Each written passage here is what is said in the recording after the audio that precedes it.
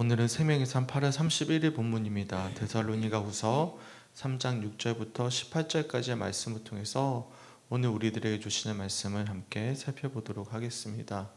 우리가 한 보름 정도죠. 데살로니가 전서 후서 말씀을 통해서 데살로니가 교회에 보내는 편지를 통해서 성도들이 갖춰야 될 건강한 삶의 모습 또한 신앙의 모습, 특별히 교회론에 대해서 우리가 살펴볼 수가 있었습니다.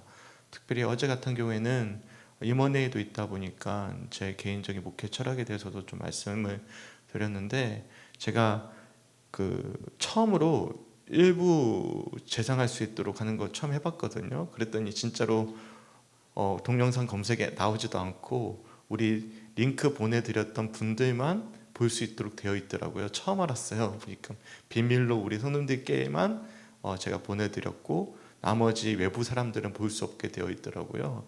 그러니까 더 정확하게 나와 있어요. 조회수가 얼마인지 얼마만큼 봤는지. 너무 감사합니다. 보니까 거의 대부분의 성도님들이 아마 대부분은 잘 시청해 주셔서 감사하고요. 그리고 임원회의 때 긴 이야기를 하지 않고 바로 회의를 해도 되겠다 싶을 만큼 잘 들어주셔서 감사합니다. 제가 문자까지도 그렇게 보냈던 이유는 무엇이냐면 제가 말하는 목회 철학이 답이라고 생각하지 않기 때문에 그렇습니다.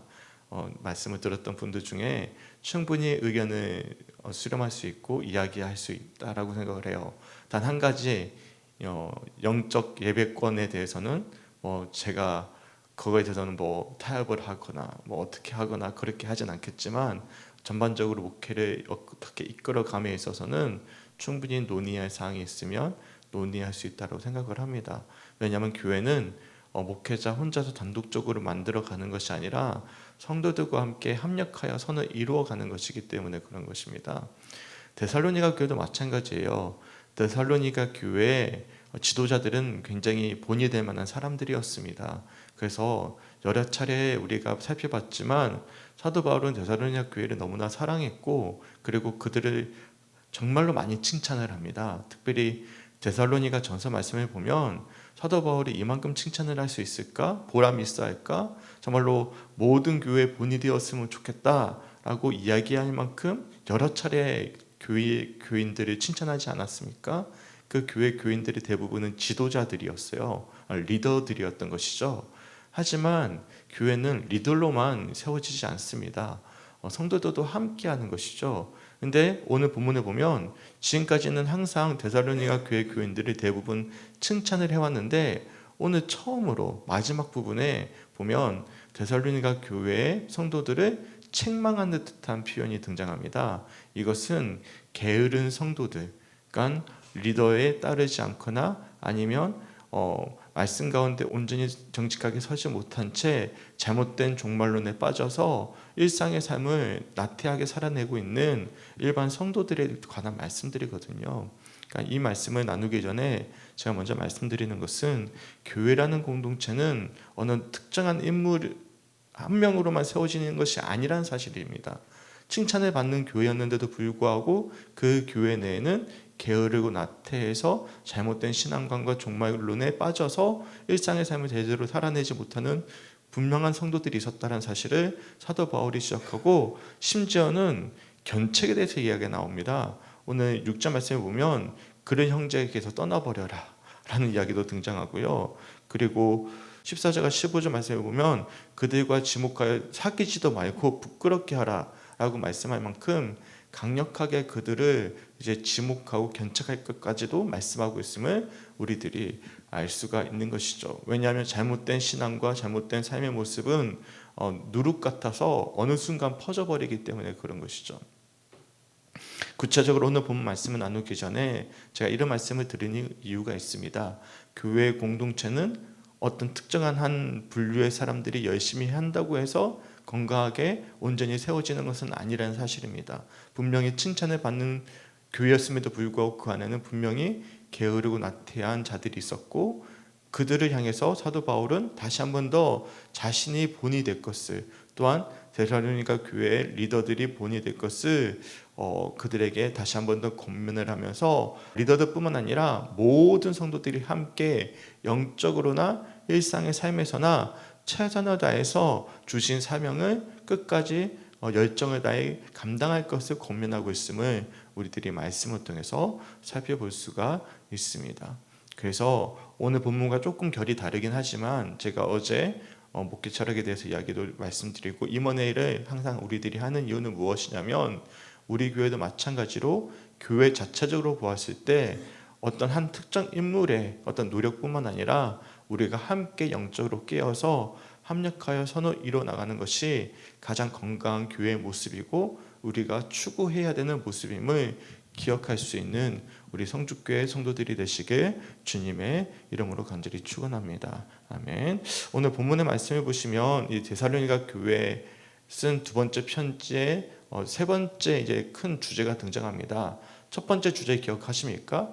데살로니가 교회에 세 가지 큰 문제가 있었는데요. 한 가지 문제는 핍박이었습니다. 고난과 핍박 속에서 믿음의 중심을 지키는 것이 사도 바울이 데살로니가 교회 교인들에게 당부하고자 했던 내용이었습니다. 두 번째 내용은 어떤 내용이었냐면 거짓 선지자들의 가르침 때문에 그들이 잘못된 종말관을 가지기 시작했던 것입니다. 잘못된 종말관은 무엇이었냐면 예수님이 이미 재림하셨다라는 것이죠. 심지어는 사도 바울이 쓴 편지도 아닌데도 불구하고 위조 편지를 써가면서까지도 데살로니가 교인들을 미혹하기 시작했던 것입니다. 자연스럽게 이런 잘못된 신앙을 가지게 되면 어떻게 되죠? 이미 예수님이 오셨잖아요. 예수님이 오시면 우리가 열심히 살 이유가 있습니까? 이미 심판의 때가 이르렀는데 그러다 보니까 자연스럽게 세 번째 문제로 넘어가는 거예요. 뭐냐면 나태한 삶의 태도입니다. 게으르고 나태한 삶의 태도로 이어지게 된 것이죠. 그래서 오늘 본문에서는 이 데살로니가 교회의 세 번째 당면에 있던 문제에 대해서 사도 바울이 분명하게 지적해주고 있는 모습들을 우리들이 말씀을 통해서 살펴볼 수가 있어요. 우선은 당시 데살로니가 지역은 기본적으로 로마 특유의 향락 문화에 젖어있던 도시 중에 하나였습니다. 로마 특유의 향락 문화 아십니까? 영화 같은 데 보면요, 그렇잖아요. 당시 로마가 팍스 로마 시대였기 때문에 로마의 평화의 시대였어요. 그래서 굉장히 부유함을 누렸던 시대였습니다. 심지어 그러더라고요. 누워가지고 음식을 먹는데 배를 안 부르게 하기 위해서 먹고 토해내더라고요. 더 맛있는 음식을 먹기 위해서. 그만큼 굉장히 게으르고 나태한 수많은 노예를 데려다가 그렇게 향락을 지키던 문화가 자연스럽게 데살로니가 지역에 퍼져 있어서 뿐만 아니라 중요한 사실은 그뿐만 아니라 데살로니가 교회 교인들에게 잘못된 예수님의 재림에 대한 가르침에 대한 종말관이 팽배하기 시작했기 때문에 자연스럽게 생업을 포기하거나 무의도식을 바라는 이들이 늘어나기 시작했던 것입니다. 그러니까 사회적으로나 영적으로나 게으른 자들이 나타나기 시작했던 것이죠. 근데 생각해 보세요. 믿는 자들에게 주시는 은혜가 두 가지가 있습니다. 뭐가 있죠? 우리가 믿음이 충만해지면 한 가지는 뭐가 뚜렷해집니까? 사명감이 뚜렷해집니다. 그리고 사명감이 뚜렷해지니까 뭐가 생기죠? 소망이 생기고, 소망이 생기면 뭐가 생기죠?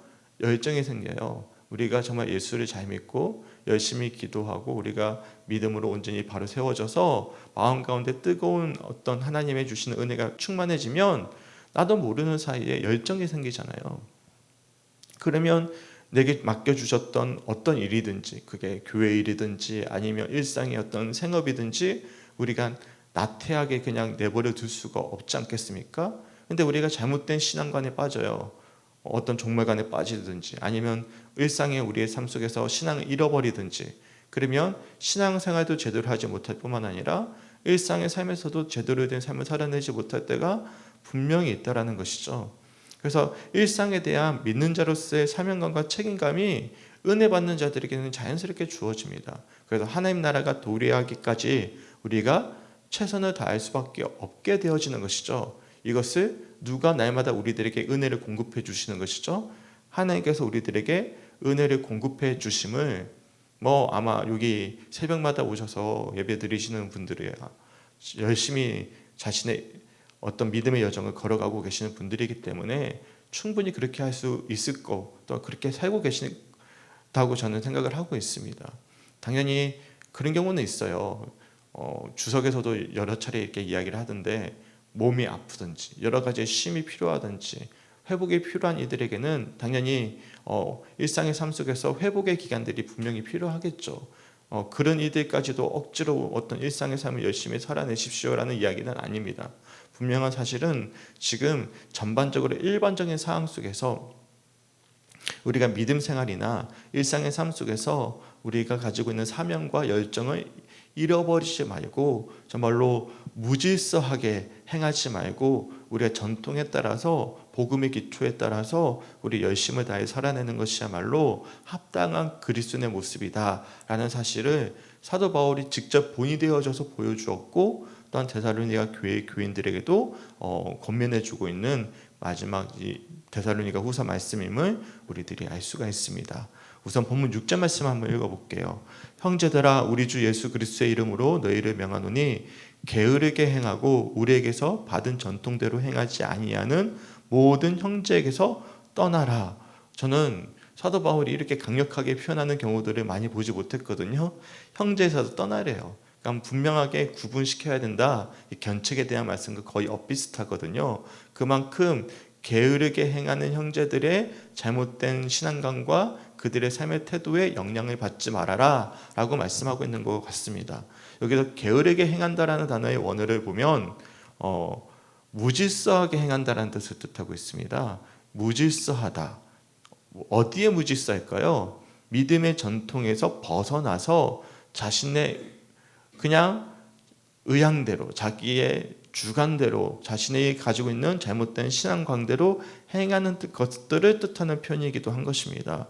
그래서 7절 말씀에 보시면 후반절에 보시면 우리 가운데서 무질서하게 행하지 아니하며 나와 있잖아요. 이 무질서하게 행하지 아니하며하고 게으르게 행하고 하고는 같은 표현입니다. 그래서 게으르게 행하다라는 뜻의 의미는 무질서하게, 그러니까 신앙의 질서에서 벗어나서 전통에서 벗어나서 행동하는 모든 이들에게서 떠나가라라고 이야기하고 있음을 우리들이 알 수가 있습니다. 왜냐하면 그 전통은 무엇일까요? 사도 바울이 보여줬어요. 믿는 자로서 영적으로나 또한 일상의 삶 속에서나 최선을 다해서 맡겨주신 사명을 감당하는 것이죠. 제가 7절부터 10절까지 좀 길지만 쭉 한번 읽어볼게요. 어떻게 우리를 본받아야 할지를 너희가 스스로 아나니 우리가 너희 가운데서 무질서하게 행하지 아니하며 누구에게 되어서든지 음식을 값없이 먹지 않고 오직 수고하고 애써 주야로 일함은 너희 아무에게도 폐를 끼치지 아니하려 함이니 우리에게 권리가 없는 것이 아니요 오직 스스로 너희에게 본을 보여 우리를 본받게 하려 함이니라. 우리가 너희와 함께 있을 때에도 너희에게 명하기를 누구든지 일하기 싫어하거든 먹지도 말게 하라 하였더니. 그러니까 사도 바울이 데살로니가 교회에서 3주 정도밖에 사역을 하지 못했지만 그 속에서 복음의 기초를 가르쳐 주면서 복음을 말로만 할 것이 아니라 삶으로 살아내는 모습을 실제로 본이 되어서 보여주기 위해서 스스로 그들에게 믿음이 없는 새신자들에게 어떤 폐를 끼치지 않기 위해서 그들의 어떤 사례비를 받지 아니하고 스스로 열심히 일을 해서 주야로 일하면서 음식을 값없이 먹지 아니하였다라고 말씀하고 있음을 우리들이 알 수가 있는 것입니다. 그러니까 사도 바울이 본이 되어졌다라는 것이죠. 저는 이 말씀을 보면서 우선 저 자신을 먼저 되돌아봤습니다. 목회자로서 마땅히 감당해야 되는 목회 직분에 최선을 다하고 있었는가 하는 물음을 던질 때는 그럴 때도 있고 아닐 때도 있습니다. 그럴 때는 언제일까요? 은혜가 충만할 때는 또 사명감이 불타서 열심히 하고요. 또 은혜를 잃어버리면 저도 모르게 저 자신이 원래 게으르고 나태한 게 인간의 제된 본성이잖아요. 저도 잠시 손을 놓게 되고 저도 마찬가지인 거예요.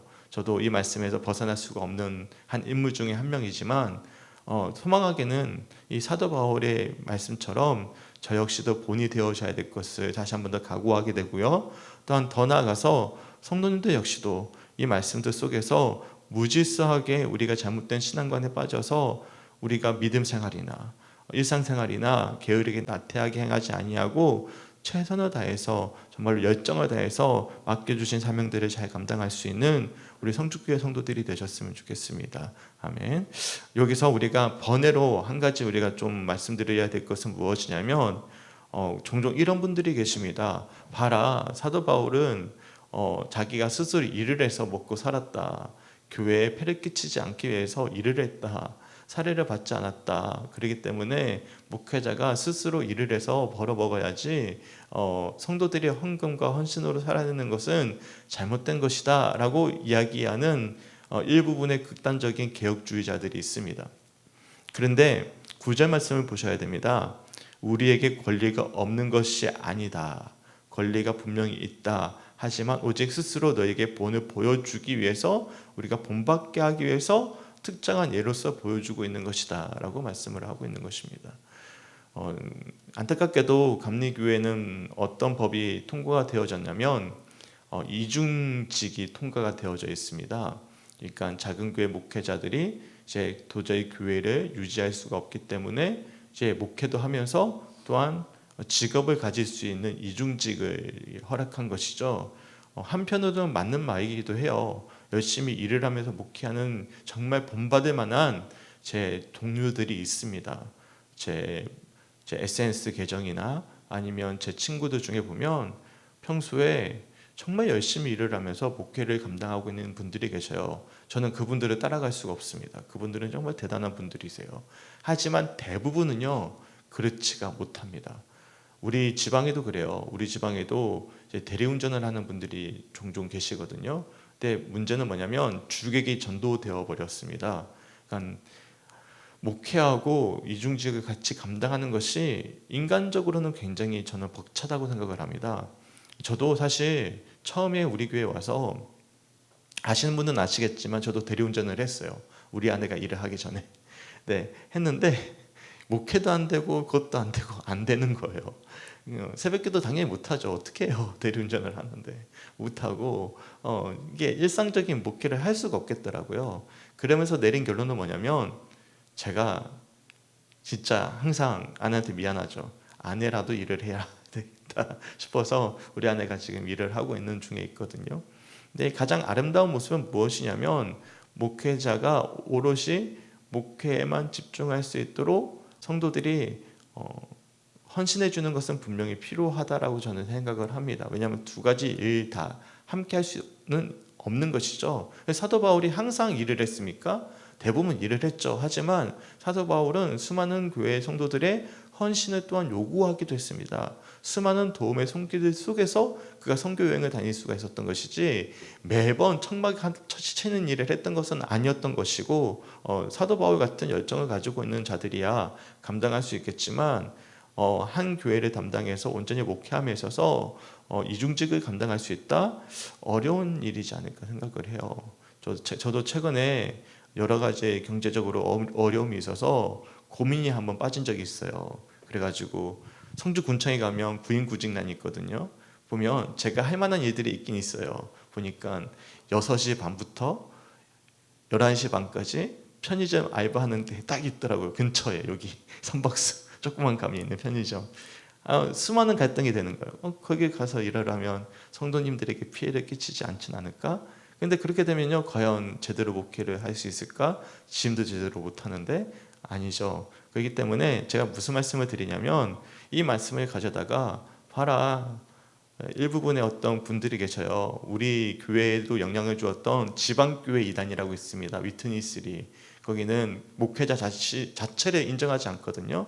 왜냐하면 우리가 왜 목회자 사례를 줘야 되냐, 우리가 왜 헌금을 해야 되냐, 여기 봐라, 목회자가 벌어서 먹어서 사는 것이 자연스러운 거 아니냐, 한국교회 목회자 다 부패했다. 이것도 본문을 곡해한 것이죠. 말이 좀 셌습니다. 중요한 사실은 여기서 말하는 것은 어떤 특별한 예예요. 데살로니가 교회 교인들에게 본이 되기 위해서 사도 바울이 하나의 본으로서 보여줬음을 우리들이 말씀을 통해서 살펴볼 수 있는 우리 성주교회 성도들이 되었으면 좋겠습니다. 제가 조금 길게 이런 말씀을 드렸던 이유는 무엇 때문이냐면, 이 본문을 곡해해서 잘못 해석하는 경우들이 있기 때문에 그런 것입니다. 당연히 또 그렇다고 해서 목회자가 또한 호의호식을 해서는 저는 절대 안 된다고 생각을 합니다. 그래서 저는 아무리 큰 교회 목회자가 된다 하더라도 제가 생각하는 목회 철학은 또 있어요. 그건 뭐냐면 딱 평균치보다 조금 못한 거예요. 예, 목회자의 어떤 사례나 어떤 삶의 어떤 모습의 어떤 수준이 일반 평균보다 조금 못하거나 평균에 가까워야만 한다라고 생각을 합니다. 이거는 담임자로서 분명히 가져야 되는 모습이라고 생각을 해요. 왜냐하면 어떤 위화감을 주지 않기 위해서라고 저는 생각을 하거든요. 그래서 진짜 건강한 목회를 하는 분들은 그렇게 하셔요. 도리어 100주년 기념교회 이재철 목사님이 담임하셨던 교회 같은 경우에는 목회자 사례와 부담임자 사례가 똑같아요. 어떤 게 차이만 있냐면 자녀들 차이만 있어요. 심지어 부목회자들 자녀들 중에 자녀가 많아요. 담임자는 자녀가 없어요. 그러면 부목회자 담임자의 사례가 더 많아요. 네, 저는 그게 옳다고 보거든요. 네, 저 목회 철학입니다. 그러니까 그만큼 최선을 다해서 일을 하는 거에 대해서 우리가 주목을 해야지, 그에 대해서 받는 어떤 합당한 대가에 대해서는 우리가 하나님께 맡겨드리는 부분임을 저는 이야기하는데, 이것도 말이 새고 있지만 일단 제가 여러 차례 말씀드린 이유는 최근에 이번 일가 있기 때문에 제가 가지고 있는 기본적인 목회 철학에 대해서 성도님들이 기본적으로 생각을 가지고 계셔야 된다는 것을 제가 말씀드리고 있음을 기억하셨으면 좋겠습니다. 넘어가겠습니다. 이처럼 이 사도 바울은 게으르고 나태한 신앙에 머물러 있는 이 성도들을 향해서 분명하게 잘못된 종말론에 빠져서 일상의 삶을 나태하게 살아내고 있고, 또한 신앙생활을 제대로 하고 있지 아니하는 이런 성도들을 향해서 분명하게 견책할 것을 이야기하고 있음을 우리들이 말씀을 통해서 살펴볼 수가 있어요. 심지어 그들은 어떻게 하냐면 이미 그들은 예수님이 재림했다라는 잘못된 인식을 가지고 있잖아요. 그러니까 제대로 사역도 감당하지 않고 일도 하지 않고 뭐만 하고 있냐면 참견만 하는 거예요. 11절 말씀 보십시오. 우리가 들은즉 너희 가운데 게으르게 행하여 도무지 일하지 아니하고 일을 만들기만 하는 자들이 있다 하니, 이 만들기만 한다는 뜻이 뭐냐면 참견한다라는 뜻이거든요. 실제로도 정말 그렇습니다. 교회 보면 정말로 직분자인데도 불구하고 제대로 사역은 안 해요. 열정도 다 하지 않아요. 근데 뭐만 하냐면 참견만 합니다. 그러면 뭐가 잘못된 거죠? 신앙관이 잘못되어져 있는 것입니다. 그러니까 신앙관이 똑바르면 내가 일한 만큼 뒤에 보면 조용히 일해라고 이야기해요. 조용히 일해라. 맡겨주신 일을 조용히 일해라. 12절 말씀입니다. 이런 자들에게 우리가 명하고 주 예수 그리스도 안에서 권하기를 조용히 일하여 자기 양식을 먹으라 하노라 라고 말씀하죠.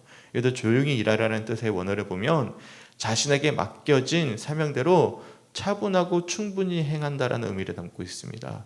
그러니까 자신에게 맡겨주신 사명이 있다면 그냥 조용히 차분하게 충분히 행하면 되는 것이지, 그렇게 자기 양식을 먹으면 되는 것이고 자기의 분량을 감당하면 되는 것이지, 정말로 참견하는 것, 참견하는 자들의 대부분을 보면 열심은 내지 않고 말만 앞선 그런 분들이 분명히 계시거든요. 이런 것들은 다 어디서 비롯되는 것이죠? 그러니까 연계되는 것인데 잘못된 신앙관, 잘못된 신앙관에서 비롯되는 것임을 우리들이 알 수가 있습니다. 그러면서 형제들아 너희는 선을 행하다 낙심하지 말라. 그들의 모습을 보면서 실망하지 말고 이들을 위해 인내할 것을 권면해 주고 있습니다. 그런데도 불구하고 돌이키지 아니하고 계속해서 그런 일들을 벌이고 있고 게으르고 나태한 삶과 신앙에 머물러 있는 성도들을 향해서 사도 바울은 분명하게 경고합니다. 14절과 15절 말씀입니다. 누가 이 편지에서 한 우리 말을 순종하지 아니하거든 그 사람을 지목하여 사귀지 말고 그로 하여금 부끄럽게 하라. 그러나 원수와 같이 생각하지 말고 형제같이 권면하라. 그러니까 이 말에 순종하지 아니하고 잘못된 신앙관 종말관에 빠져서 계속 도움만을 요청하거나 아니면 참견만 하거나 제대로 된 사명을 감당하지 않거나 그렇게 낙태하게 넘어져 있는 영적으로 게으른 자들을 향해서, 또한 일상의 삶 속에서 나태해져 버린 자들을 향해서 단순히 내버려 두지 말고 그들을 지목하여 그들의 영향을 받지 않고 그들이 부끄러울 만큼 분명하게 지적해 줘야 된다라고 이야기합니다. 하지만 그 근원에는 어떤 마음이 있는 것이죠? 원수처럼 여기지 말고 형제같이 권면하라. 이것을 한마디로 표현하면 저는 이렇게 표현하고 싶어요. 긍휼히 여겨라 라고 표현하고 싶습니다. 긍휼히 여겨줘라 라는 표현으로 이렇게 말씀이 이어지고 있음을 우리들이 알 수가 있습니다. 소망하기는 이처럼 오늘 데살로니가 후서의 제일 마지막 사도 바울이 세 번째로 데살로니가 교회 교인들에게 주고 있는 권면은 이어지는 것과 다름이 없어요. 첫 번째, 고난 가운데서 믿음을 지키고, 두 번째, 거짓된 종말론에 넘어지지 말고 이 거짓된 종말론 때문에 일상의 삶을 포기하거나 아니면 신앙의 태도가 나태하고 게으러져 버린 자들을 향해서 세 번째 고민하고 있는 내용이 오늘 본문의 말씀임을 우리들이 알 수가 있습니다. 감리교회 창시자인 웨슬리 목사님은 돈의 사용이라는 설교에서 이런 이야기를 합니다. 성도들, 건강한 신앙을 가지고 있는 사람들은 이런 경제관을 가지고 있다라고 이야기하죠. 제가 여러 차례 소개해드렸는데, 첫째는 뭐냐면 최선을 다해서 일해야 된다. 최선을 다해서 사명을 감당해야 된다. 두 번째, 최선을 다해서 저축해야 된다. 그러니까 허라방탕하게 사용하지 말라는 것이죠. 내게 주어진 사명을 또한 최선을 다해야 된다는 것이죠. 그리고 세 번째는 뭐냐면 최선을 다해서 나눠야 된다라는 것이 감리교회 웨슬리 목사님이 가지고 있는 경제관입니다. 첫째는 뭐죠? 최선을 다해서 일하고, 두 번째 최선을 다해서 저축하고, 세 번째 최선을 다해서 섬기고 나눠야 되는 것이 건강한 성도로서의 자세이죠. 그 앞에는 다 뭐냐면 일하는 것, 저축하는 것, 나누는 것 앞에 전제는 뭐냐면 최선을 다하는 것입니다. 소망하기는 우리 성주교회 성도님들은 우리 주님이 오시는 그날까지 내게 맡겨주신 사명들, 또한 내게 주어진 일상의 삶의 터전에서의 사명들을 최선을 다해서 본이 되는 삶을 살아내기를 결단할 수 있는 우리 모두가 되시길 주님의 이름으로 간절히 축원합니다. 아멘. 실제로도 우리 선교사님들이 한국에 처음 왔을 때 너무나 충격을 받았대요.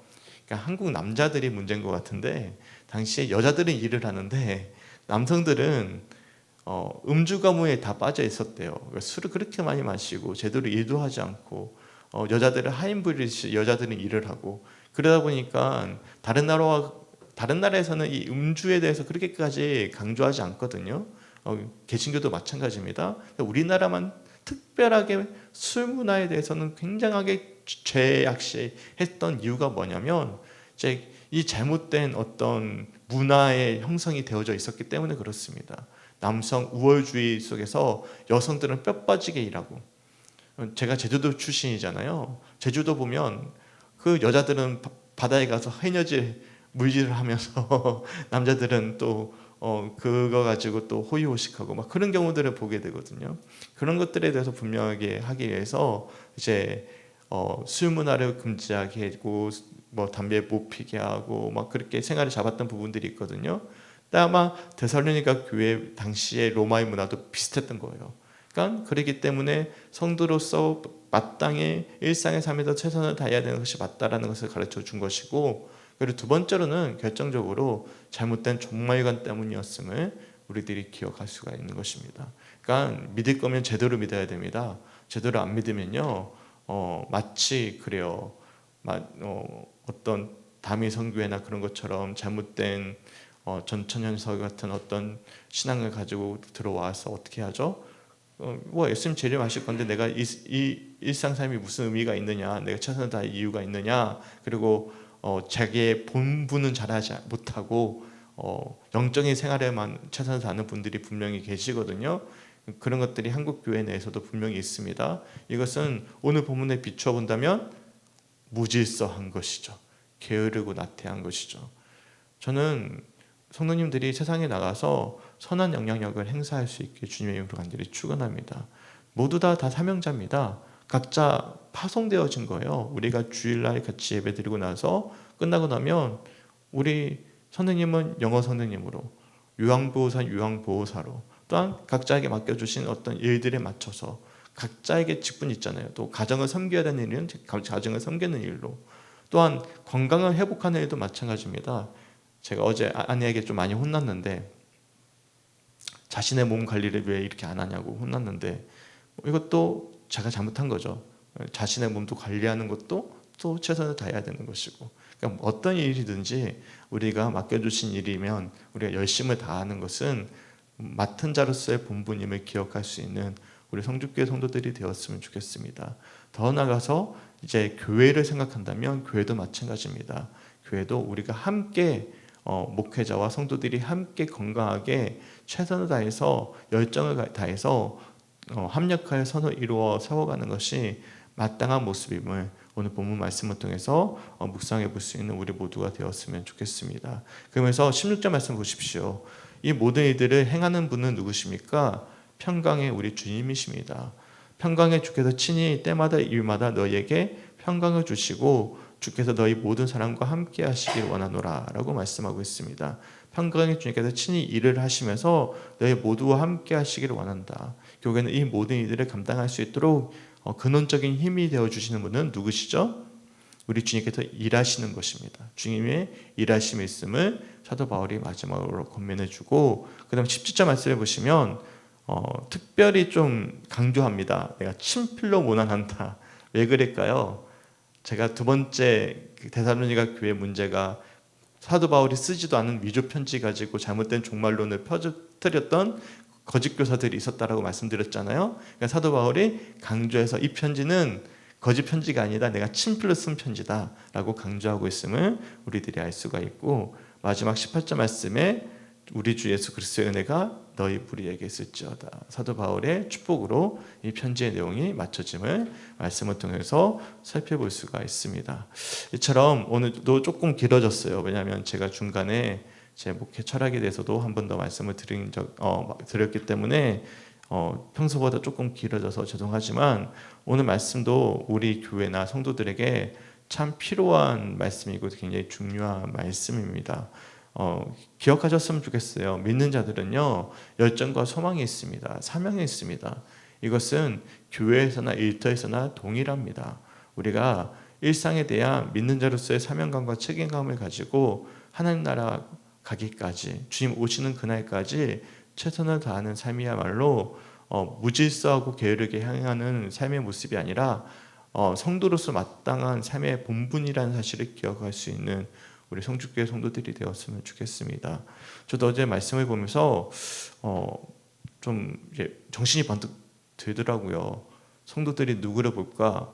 사도 바울이 본이 되어졌는데 내가 본이 안 되어지면 이게 좋지 못한 영향력이 또한 영적으로나 모든 부분에 이어지는 것이구나 라는 생각이 들어졌어요. 그래서 제가 8월 초에 여러모로 제 개인적인 어떤 사역을 감당하다가 지치기도 했고, 제가 이제 오픈해서 말씀드릴 수 없지만 저를 열심히 유혹했던 유혹들이 여러 있었거든요. 그러다 보니까 제가 좀 마음을 조금 놓았던 부분이 있었는데, 그러니까 자연스럽게 같이 신앙생활의 열정이 식어지더라고요.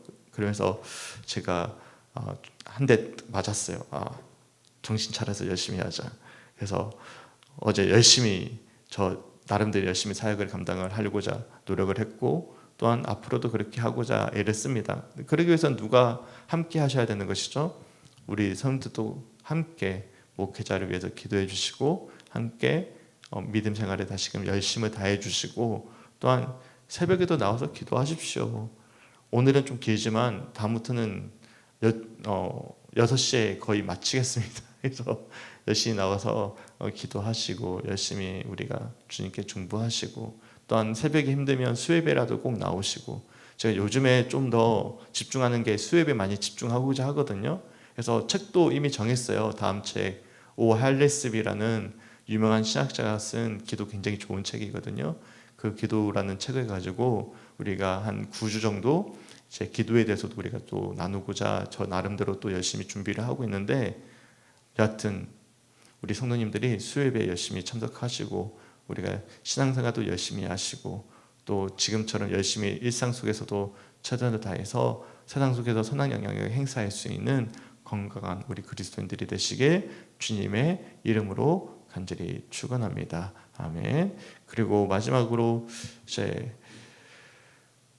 감사합니다. 제가 어제 오늘 제 이야기를 좀 많이 드렸어요. 목회 철학에 대해서. 그런데 어떻게 생각하실지는 모르겠어요. 제가 임원회 때 물어볼 겁니다. 또 입 꾹 닫고 아무 말도 하지 않으시면 안 됩니다. 자신의 의견들을 다 이야기를 해주시고 또 함께 건강한 목회 철학을 만들어감에 있어서 우리 성도들이 동력을 해주셨으면 좋겠습니다. 그래서 우리가 함께 건강한 교회를 만들어감에 있어서 우리 열심을 다할 수 있는 우리 성주교회 성도들이 되었으면 좋겠고, 제가 임원회가 있다 보니까 제가 이틀 동안 좀 새벽기도의 말씀이 좀 길었습니다.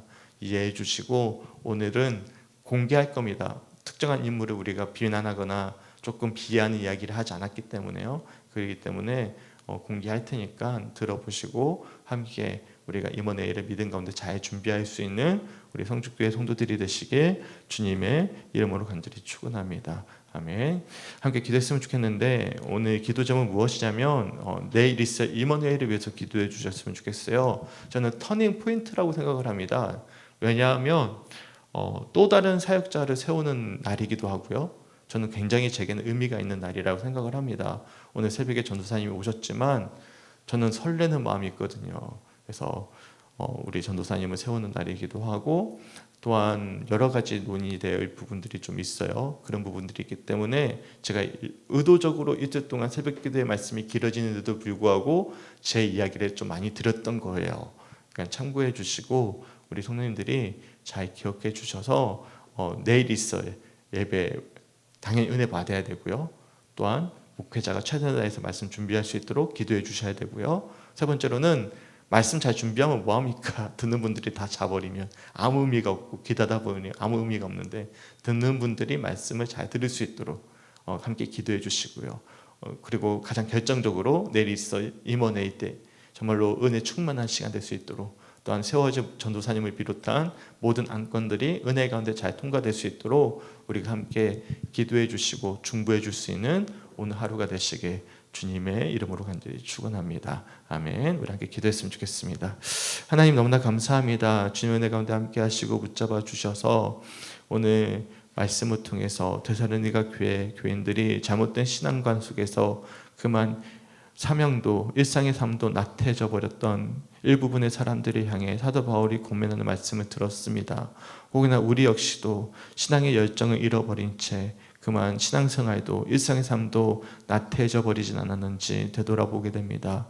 먼저 본이 되어져야 될 목회자부터 온전히 정직하게 주어진 사명을 온전히 감당할 수 있도록 인도하여 주시고 더 나아가서 성도들 역시도 믿음 생활도 또한 삶의 터전에서 주어진 사명도 최선다해 감당하고 말미암아 선한 영향력을 행사할 수 있는 건강한 그리스도인들이 될 수 있도록 인도하여 주시옵소서. 각자 이 말씀들이 도전이 되게 하시고 사명에 대한 열정을 불어일으키는 그런 아버지의 은혜의 말씀이 될 수 있도록 인도하여 주시옵소서. 또한 목회자가 개인적으로 이야기했던 목회 철학에 대해서는 우리 성도들이 함께 중보하며 기도할 수 있도록 인도하여 주셔서 함께 만들어가는 것임을 기억하게 하여 주시고 하나님 같이 분별하면서 하나님이 원하시는 건강한 목회 철학을 함께 세워갈 수 있는 아버지 우리 모두가 될 수 있도록 인도하여 주시옵소서. 특별히 내일 있을 임원회의를 위해 기도하고 나아갑니다.